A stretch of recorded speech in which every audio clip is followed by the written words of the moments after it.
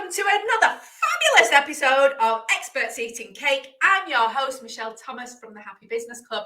And today I am going to be speaking with the amazing Laura May Watkins. I have known this woman probably for longer than I've known any of my other biz besties. And I absolutely love her. We go absolutely way back. She's a baby ballet franchisee turned epic coach for owners of children's activities businesses. She is absolutely incredible at helping to create structures in business to make them sustainable and profitable. So I'm just going to bring her on right now. Where are you, Laura? There we go. Oh, we haven't spoken for a little while, have we? We haven't actually, no. I feel like we had like really regular conversations for a little while, and then we've both been busy doing all sorts. Other things. Well, I just wanted to tell you, I don't know if you know this, but you have actually been quite instrumental in me doing what I do now in a very roundabout way. Just to explain, both myself and Laura have been baby ballet franchisees, and we started around about the same time. I was in 2012. When did you start? Yeah, it would have been 2012. 2012, March. So around the same time. And we both developed our businesses very differently, but we've kind of come full circle, and we're pretty much doing very similar things in different arenas. I still own a baby ballet franchise. I know you've moved away from that and have gone full pell into the coaching side of things, but you coach specifically for businesses who run children's activities, not just baby ballet, but lots of different activities, because there's lots of activity providers in this country anyway. And I know that with the way that you think and the way that you do things and the way that you've perfected things over the years, what you do is like flipping gold dust. It's like gold dust. We will talk about it in a little while, but we're going to do the main event now, the bit that you've been looking forward to, and I'm always looking forward to, is the cake bit. They're always good. I would never say no to a slice of cake or a cake or an entire cake. Come on, what have you got for us today? I have got a pack of cherry Bakewells. And my thought process here was that they have fruit on, therefore they're ever so slightly healthy.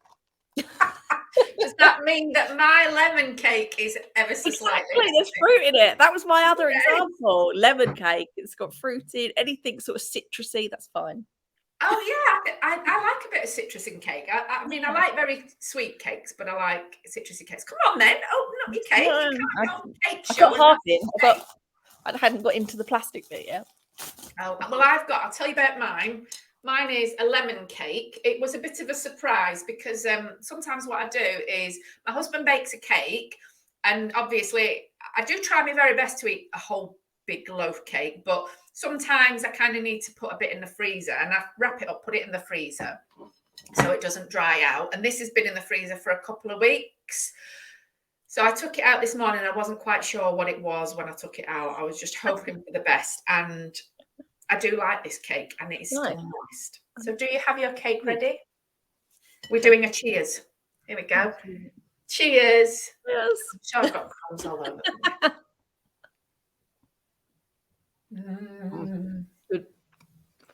Good, crumbly, yummy. Do you pick the cherry off? No, I eat cherry Bakewell very specifically.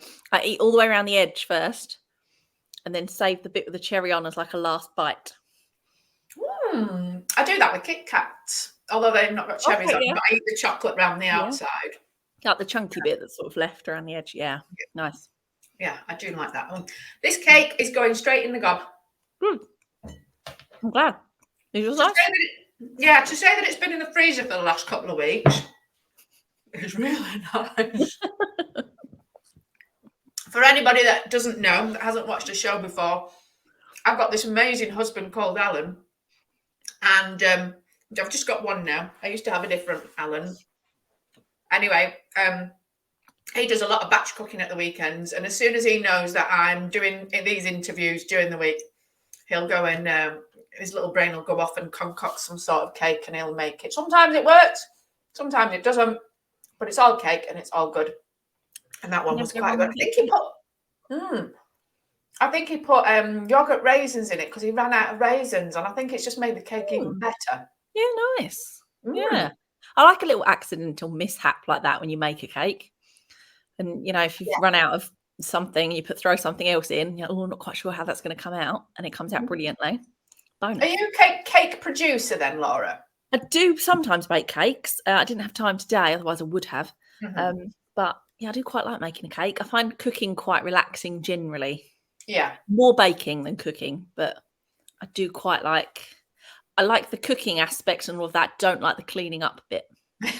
See, this is where me and you would make a really good team. If you bake the cake and you'd enjoy that, I'd enjoy eating it, and I'd quite enjoy tidying up for you as well. I'd be quite happy to do that as well. Brilliant.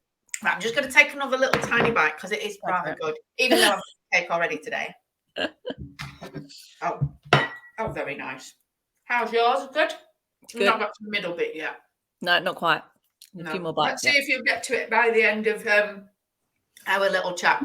So, like I said, I've known Laura for a very long time. 2012, you started 2012.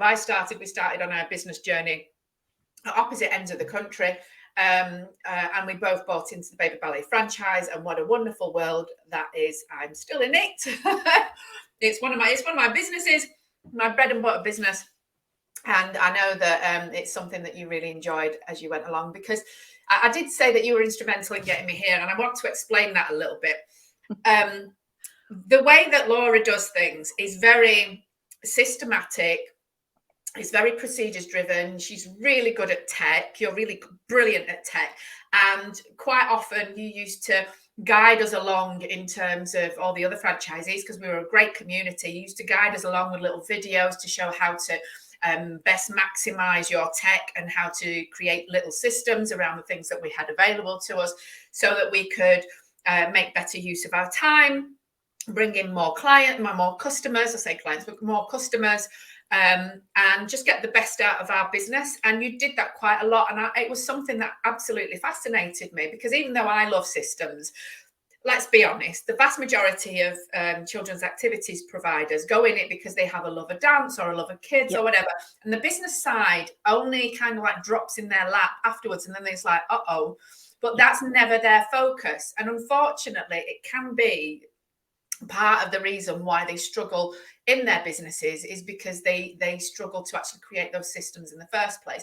Now, one of the things that I did was I struggled in my own baby ballet business for many, many years, trying to create a system, because I knew that it was the system that I needed to create a system that worked effectively, efficiently, and could repeat business without me spending too much time on it, because I spent a lot of time doing it. Eventually, I managed to get it to the place where these days I spend about 10 hours a week on it, and I manage it pretty well.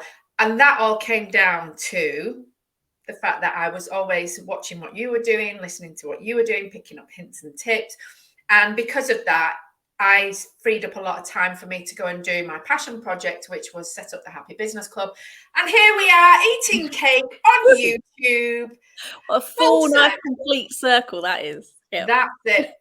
Yeah. So tell us a little bit about, I mean, I've basically given the game away, but tell us a bit from your perspective, your career path down towards what it is that you do now. Well, yeah, pretty much what you just said. So I loved dancing all of my life.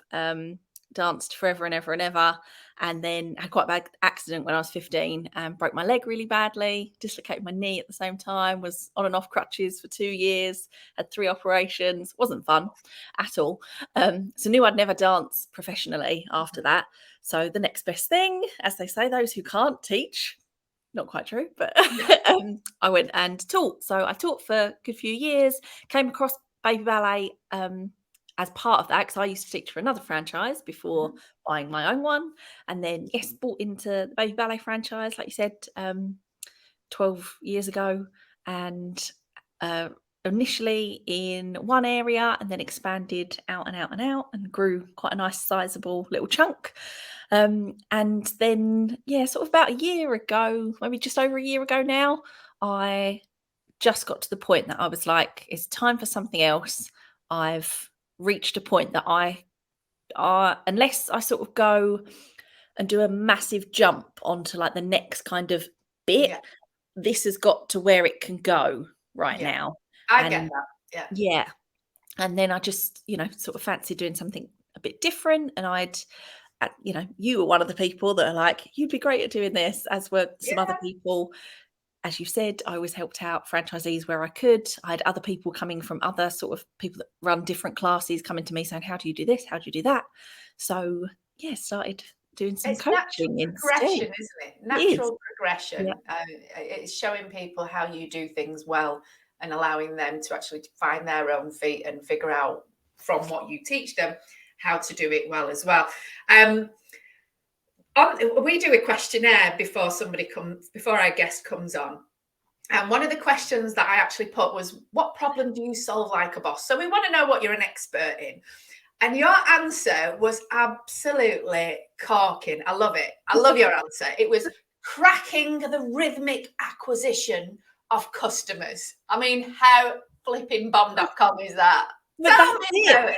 If you don't have a steady stream of customers coming into your business, how can you either stay the same or get bigger? Because just how the world works, you will always lose a few customers. You're not going to be for everyone. People are going to come in and try classes, say it's not for them, or their child's not old enough yet, they'll try again later or whatever. So there's always people leaving. So unless you've got that system of people constantly coming in, you're going to shrink. And if you're shrinking, then that's not a good place to be usually for most people. Shrinkage means less money in your business.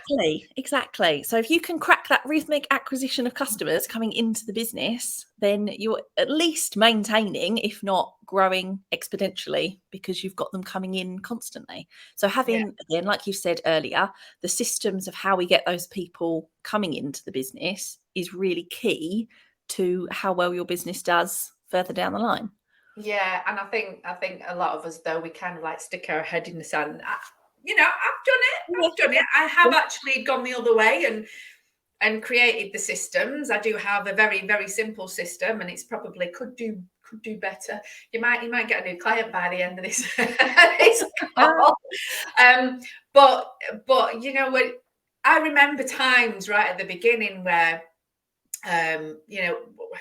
something had happened and somebody'd leave, or I had to cancel a class or whatever it was, and I'd be in floods of tears. It would hit me to the core. And I think it's something that you have to develop slight resilience to it, but also creating the systems whereby you know exactly what's going to happen takes away the stress of it. It takes away the fact that you take it personally as well. So it's not just a business systems thing that allows you to grow your business. It's also something that allows you to grow as a person and a business owner yourself. It's the vast majority of children's activities providers. They do it because they love it. Yep. They're heart-led. They want to make a difference to the lives of kids. They want to see them happy and healthy and enjoying life so that they get a really good start in life. I would say that I would even go so far as to say that every single last one of them, that is at least a big chunk of the reason why they do it in the first place. But sometimes you can just kind of like fall in that too far. And I see it time and time again, how disappointing it can be when something simple like, and I hate snow for this very reason. You know what I'm talking about. When we have a snowstorm and it's like, shit. Yeah. I'm going to cancel the classes now because the teachers can't even get to the class. But if you've got a system in place where you know exactly what you're going to say to the teachers, you know exactly what you have to say to the parents, exactly how to word it, how to send it, how to create the credits and all the terms and conditions. It's creating those boundaries so that you don't just sit there with your head in your hands going, "Ooh!" You actually man up or woman up as a business owner and get stuff done and not take it too personally, and that allows it to grow as well. I just love it. that example about snow, so I put together a little email, probably only like sort of 4 lines maybe, which was the email I'd send to everyone when classes were cancelled for whatever reason. So they'd get a text message as well, just saying classes cancelled at whatever venue, an email has been sent with more information. That's all that said, didn't put any other details in it. And then the email I would send, the blank sort of copy, would just be like, dear whoever, classes today, whatever date, are cancelled at X venue. This is because of XYZ. A further email will be sent today or tomorrow. And that just went straight out. Because if I got into the, oh, I'm so sorry, and it snowed and I feel really bad and this has happened or this thing and someone broke down, the email's like 10 pages. No one's going to read that. So if I can just send that quick little one out, and then I've got time to sit down a bit later and say, oh, it did snow today. That's why classes were cancelled. We can't control the weather. Here's your options. We're going to refund you, make up a class, or there's an extra class on this date. Yeah. Yeah. And it's just the most, it's simple, but it's not what we automatically turn to. And I think this rhythmic acquisition and rhythmic way of doing business and automatic way of doing business frees up a hell of a lot of time, because then that leads to the next layer of what you help people with, which is actually making sure that you put yourself out into the world, that you're being seen, that you're following up, that you're making sure that people are booking onto classes and taking them through that system. So that's the next system. So once you free up your time, you can concentrate on the selling side of it. And people talk about sales and it feels a little bit icky. It's not icky. It's the lifeblood of your business. I think we all know that. Somewhere inside of us, we just got that little, but we all know that. And anything that makes that feel easier in terms of this is what's happening, be a very clear communication, does actually make a difference to your bottom line. And I think ultimately you need that. You blinking well need that. Now, I know that you as a person I've got this phenomenal brain, right? Sometimes I wish I could pull the brain out your ears. Out, look where it goes. You might not think that, but these are my thoughts over the years, okay, about Laura. She's got this phenomenal brain and very solution focused and very systems driven, and you like to recognize patterns and engineer that to get maximum efficiency. I freaking love that about you. Love that about you. And that's what you now bring to the table when you're teaching other people and you're coaching other people.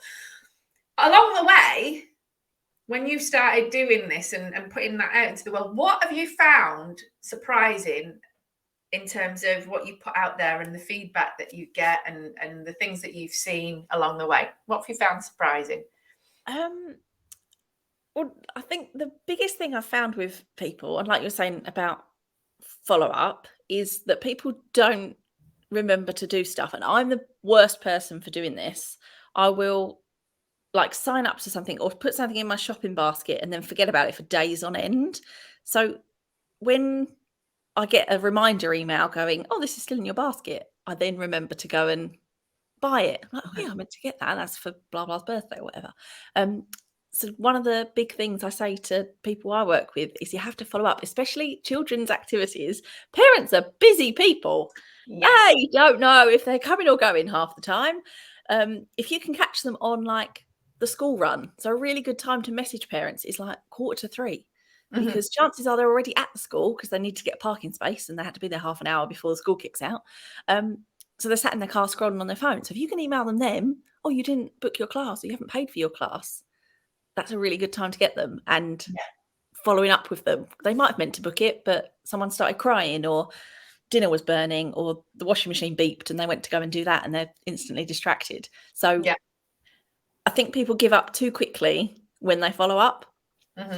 I have said to people before, follow up 8, 9, 10, 11 times. Just follow up until they buy or until they die. I like that. I love that. That's brilliant. I mean, I absolutely and totally agree with you. Out of everything in this business, following up and getting a clear answer, a clear yes or no, regardless of whether you take the decision or they take the decision, is it's not just key in creating business. It's creating clarity and making it really clean, because it is messy. You know, if you're growing your business and you've got 200, 300, 400 kids come in, and you've got all that many parents to deal with, and you've got teachers to deal with, and lots of different classes, lots of different times. It is very much a juggly kind of thing. And the clearer that it can be, and the more stuff that you can put to bed, the better. You create wishy-washy open-endedness. It's very difficult for you to kind of keep your eye on that and go back to it, and then you drop the ball, and then you've got people on your registers that are not even supposed to be there. I know from bitter experience. And if they're on the register, they're taking up a space, and if they're not going to come back and they haven't paid, that again affects your bottom line, because you're not getting the money in from that person. So getting rid of them, fine. And if you haven't heard from them, I used to do it. We haven't heard from you. We are now going to remove you from the class. However, if you want to rejoin, you're very welcome to in the future. And then they still get added onto another email list that they're getting a little update every month. This is what's going on. And those people do sometimes come back. Not everyone, obviously. Yeah. Millions of children in classes all the time, which would be great, but it's not going to happen. But yeah, they might eventually come back. So, oh yeah, I've been getting your newsletter, and I keep meaning to rebook for that. And it happens a heck of a lot. There's something here that I wanted to pick up. Oh, right. I want you to tell me about these two figures that you have to know. Yes. Okay. The two figures you have to know in your business is how much it costs you to get a customer in. That's the first one. So it's a bit tricky to work out first of all, but the more you can start, the sooner you can start it, the quicker you will find out. So let's say you run, I'll keep figures nice and simple. Let's say you run because my brain's not very good with, especially not quick math. Let's say you run a Facebook ad and you spend, let's just say £1,000 on it. And out of that, you get 10 customers. So each of those 10 customers has cost you £100 to come in, which to some people, they're like, that's a lot of money. Like they've only paid £25 for if they're doing a trial or the term or whatever it is. So I'm still down £75. But the second figure you need to know is how long on average do those people stay with you? So for me, when I was running Baby Ballet, most people would stay around 3 years, I would say. 2.5 to 3.5, I think was sort of our general average.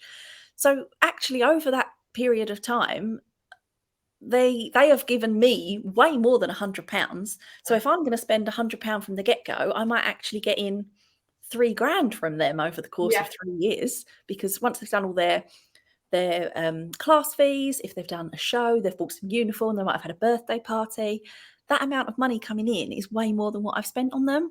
So you have to know how much a customer costs you, but also how much they're going to give you over the lifetime that they're with you. And then you can start to make some really smart decisions. And you can say, oh, right, okay, I want 100 new customers next week. So I know it's going to cost me, let's just say figures, £50 or whatever. I know it's going to cost me that amount of money. So if I go and spend that in that place, I will get that amount of customers because I've spent that money, and a customer costs me that amount to get in. Yes. That all sounds a little bit... It's not as clean as that. That's the theory. No, but I think the more you do it and the more you recognise the patterns, the easier it is to predict what the outcome will be. Yes. And you and I know this because we've been doing it for a number of years, and we've been tracking these things. You probably more than I have, but I have some different numbers, but I totally get where you're coming from, because it is something that I kind of keep an eye on as well. And like you say, it's not exact, but, you know, if I know I need 20 customers in the next sort of term, you know, I might get between 15 and 25 based on those kind of numbers. So at least you've got a ballpark figure, rather than some people just go, oh, I'm going to do an ad and spend 20 quid. Oh, nothing. And you have no idea whether it's worked or not. Exactly. Yeah.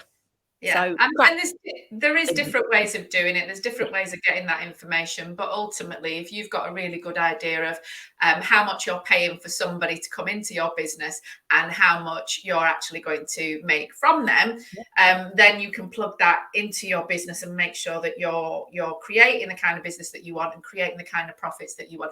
Actually, I'm going to get very, very specific now, and I think you're going to really understand where I'm coming from with this. One of the biggest things that I struggled to get my head around, especially in the early years when all my ideas were, I'm going to grow the business, I'm going to put loads of classes on, I'm going to get loads of teachers, I'm not even going to tell you what I did, right? Because it'd make your toes curl. But when you get to that point in time, I think sometimes you think that the more you put into it and the more classes that you have and the more that you can offer will make the business bigger, but it can have the opposite effect. And very specifically, every time I started putting classes on, it was diluting my profits. And COVID was one of the best things that could have happened to me, because pre-COVID, it was my business was the biggest it had ever been in terms of the number of teachers that I had, the number of pupils that were coming, and the number of classes. But post-COVID, when everything had been chopped by at least 50%, I didn't even have the teachers anymore. I decided not to grow too fast again, because I could see that if I grew within the classes that I already had, the profit margins would come a lot quicker. And I probably make more money now from the business than I did when I had twice the amount of kids coming to the classes. And that blows my mind. And I think sometimes this is the kind of thing that you tell people. Exactly. And they don't have to go through our bitter experience to figure it out. Exactly. And I used to do exactly the same as you. And I would be like, yeah, let me add another class there. And this other venue that's, not far from the previous venue, but some other people might want a different day. And all that would happen was people from the existing class would go, oh, actually, that's a bit closer to my house. I'm going to go to that one.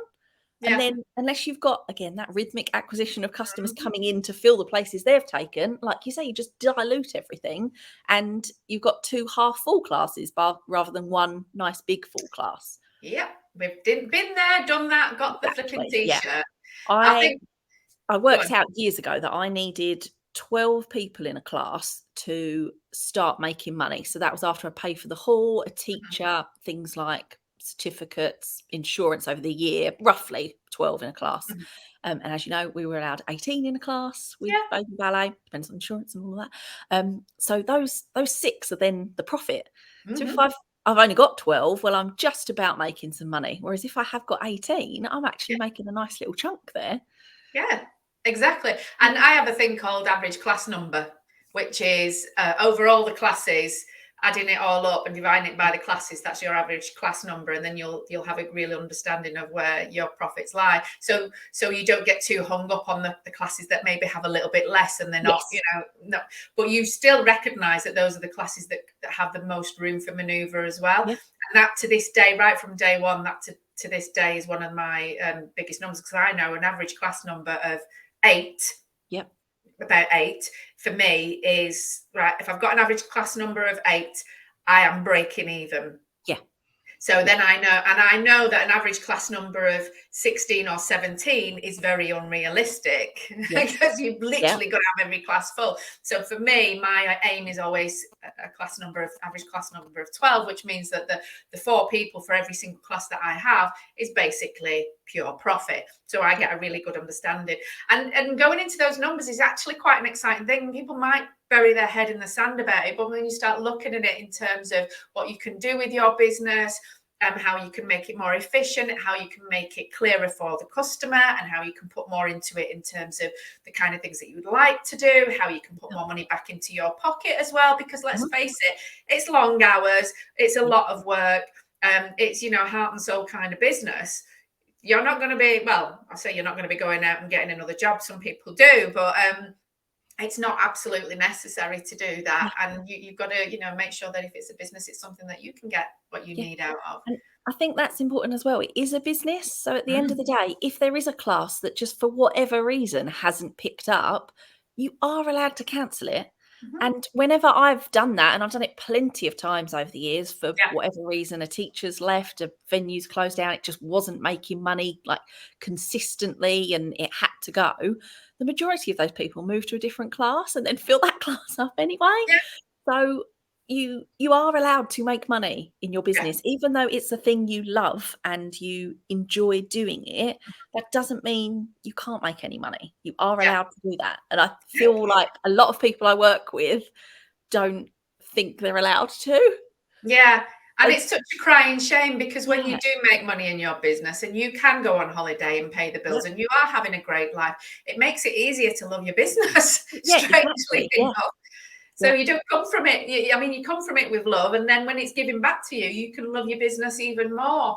And I think going back to sustainability and profitability, that is going to be the thing that really sustains and makes your business profitable, is loving on your business and making sure that you love yourself enough to honor yourself in terms of making a living and a profit from your business as well.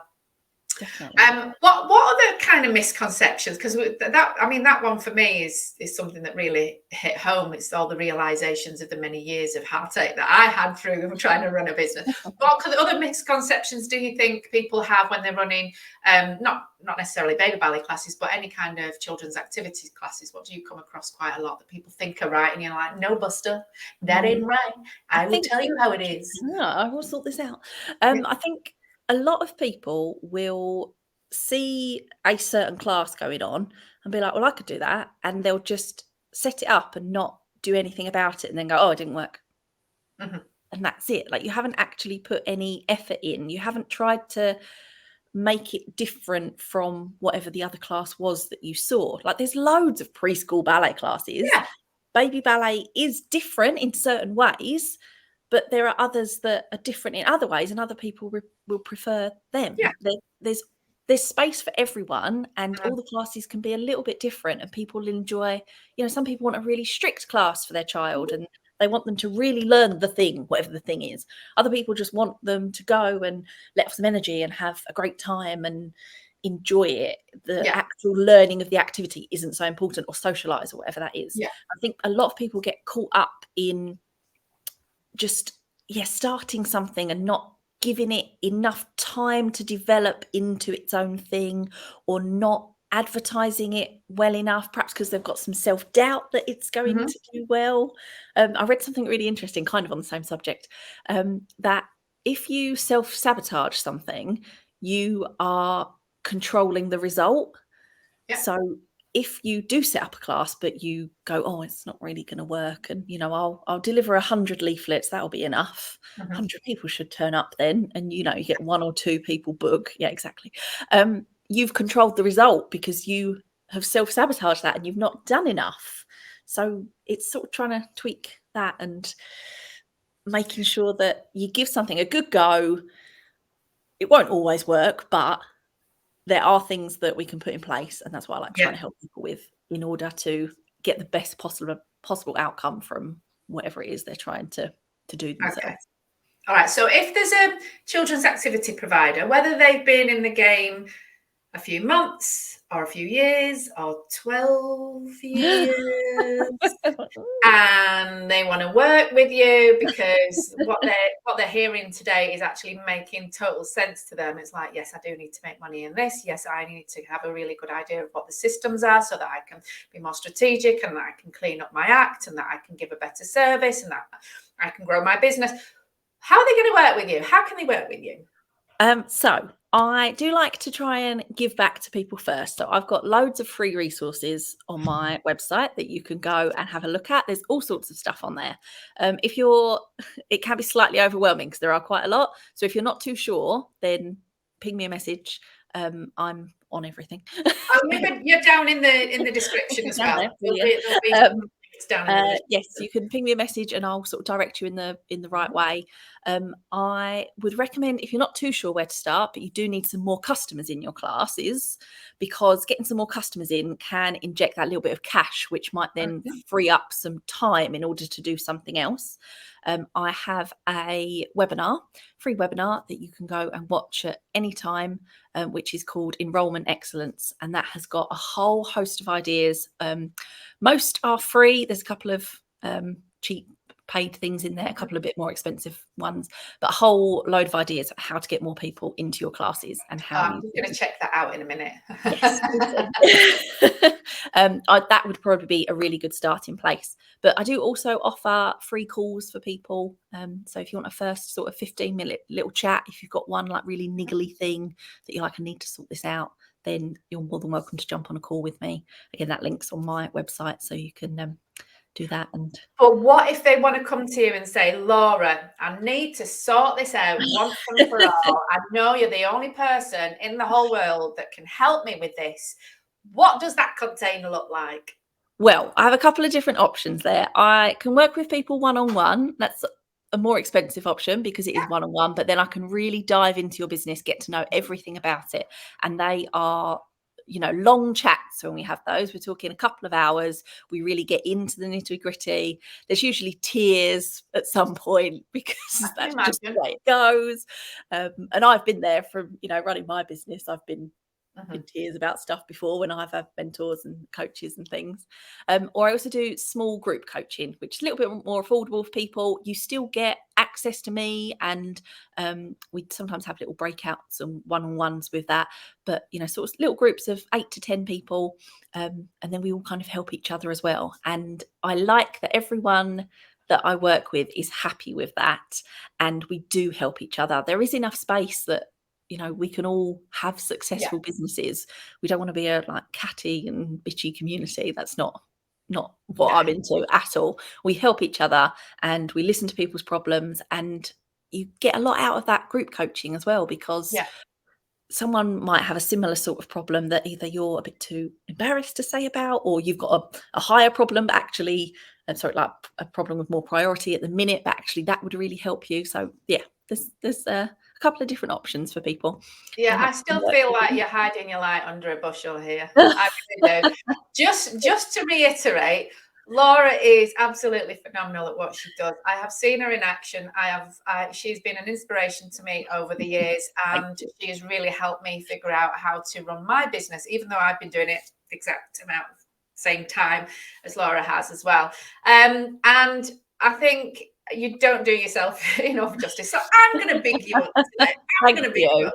So if you are a children's activity provider, so I've already said this. So if you are a children's activity provider, and for you, it's really important to grow your business for whatever reason that may be, and you know that there's ways of doing it that will save you a lot of heartache. Maybe you're not particularly great at looking at patterns and figuring out small and easy ways of tweaking your business to make sure that it runs like clockwork almost, so that you can spend your time doing the things that you really love, whether that's teaching, whether that's creating shows, whether that's putting on new classes and finding teachers. And I don't know who likes finding new teachers, but I'm sure that there's people out there that do.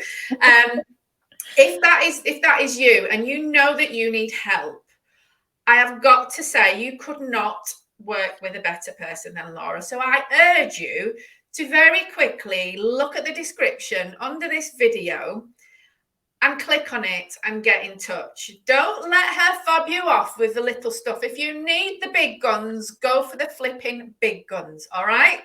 Is that okay? That sounds good to me too. Oh my gosh. Have you finished your cake yet? I've still got a bit of cake. I reckon this is going to be 3 more bites, because I've got this like 2 bites of here and then the middle bit. All right. Crack on. Right. Well, what I want you to do is just as a little aside away from business, tell me the mad story about the sharks. I reviewed like the form I'd filled in before coming on here. I was like, oh yeah, I forgot I told her that. So I have some family in Australia who I get on very well with, and we have met up all over the world to go on holiday because we just like doing that. So we've been to Thailand, Costa Rica, to all down the coast of California, loads of trips. Anyway, so it's my cousin that I go with, when his now wife me and my other friend that comes with us turned 30, we went to Hawaii for a nice 2-week holiday. Very nice, yes.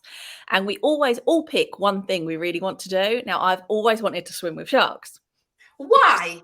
Don't really know. Can't answer that. Well, I kind of can. It was on News Round once. You could win a competition to go and swim with sharks. I was like, that looks like fun. So that was my thing I really wanted to do. So we had it all booked in a cage. Like, yeah, you're going to get in, you'll see the sharks. Great.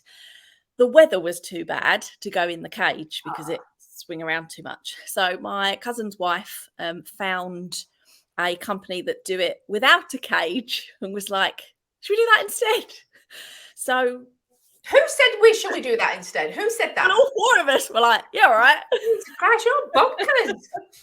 So yeah, off we trotted on this boat, hopped in the water. You look around and there are sharks everywhere. Literally everywhere. It was amazing and poo your pants scary all at once. Yeah. What was running through your head at the time? Not much other than don't let them come really close to me. But I mean, they come within a few meters. Like you can. Oh my God. Yeah. But it was phenomenal. I have come face to face with the shark before. It was probably about 1 meter long. Where was I? Was I in the Maldives? In the Maldives. And I walked in up to my knees, started swimming, saw a shark. It was definitely a shark. Definitely. I know it was a shark because I had a little look later on. And I saw it and it eyeballed me. And I turned around and swam so fast. You've never seen anything like it. Got out of there, didn't go back in again. I could see it swimming with its little fin in the shallow waters. It's like, why have they come so close to the shoreline? Anyway, yeah, that scared the bejesus out of me. But to dive in the middle of the ocean with a whole literally in the middle of the ocean as well. You couldn't see land from where we were. It's above what they call a fish house. So they dump fish there basically. So there's just sharks circling around the boat, around you constantly. But it was phenomenal. And I would say that it's one of the absolute highlights of my life. And if I am ever feeling a bit like, oh, I can't do this, I'm like, no, swim with sharks. Yeah. Come on. I went up to one and went, poop. One of the guides just takes loads of photos. There's literally a picture of me like here and a shark just like over my shoulder, just like swimming towards. Photo bombing. Oh, you're gonna have to send me that photograph. I'm dying to see it now. Yeah, I will do. I will. Yeah. So what's next on the agenda after all? What else can you do? Where do you go from there? Yeah, I mean, I've never fancied a bungee jump or anything like that. That's not me. I'd like to. So these sharks were reef and Galapagos sharks. I would like to go diving with great whites. That would be my next. The big giant ones with the big teeth. Yeah, those. Yeah. So when's that going to happen then? Where are you going to go do that? Maybe when I turn 40. That was my 30th. Ages yet. Not too long. God. Well, I've got my 50th this year, and I ain't going to be getting into the water with any sharks. I don't even like swimming. Never mind swimming with sharks. I'm going to be going for afternoon tea somewhere. Nice. I do like afternoon tea. Yeah, cake. Perfect. Nom, nom, nom, nom, nom. Oh, it was such a pleasure. It's my last bite now. I've bitten off. Do it. I've got to this bit, Hang on. I'll wait for you now. Right, I'm ready. Do it. Yay! 1 down, 5 to go. Ooh, yum. Talk about backup cakes. We have backup cakes on this show. So the premise is that if you buy a cake and it's not on the day, it's really hard to stay away from the cake. So you have a backup cake just in case you eat the cake. Yeah, I'm doing this on a regular basis. Some of my guests come on and they already know about it and they do bring backup cakes. I've got to say, I've not had anybody bring 5 backup cakes before. It's a very good idea. I did stand it, so I only bought them this morning because same sort of thing. If they were in the cupboard overnight, they would have all got eaten. So I had to get them this morning. And I did stand in Sainsbury's for quite a while going, what shall I get? What other options were there? Oh, well, they did have some nice like chocolate cupcakes. All right, yeah. They looked quite nice. Or the Thornton's little chocolate brownies. Oh, yeah. The really tiny little square ones. But I would have probably eaten the entire packet while I was sitting here. That's all right. We don't mind. But I mean, I'm don't know why I'm lying. I'm probably going to eat the rest of the Bakewells this afternoon. Might save one for John.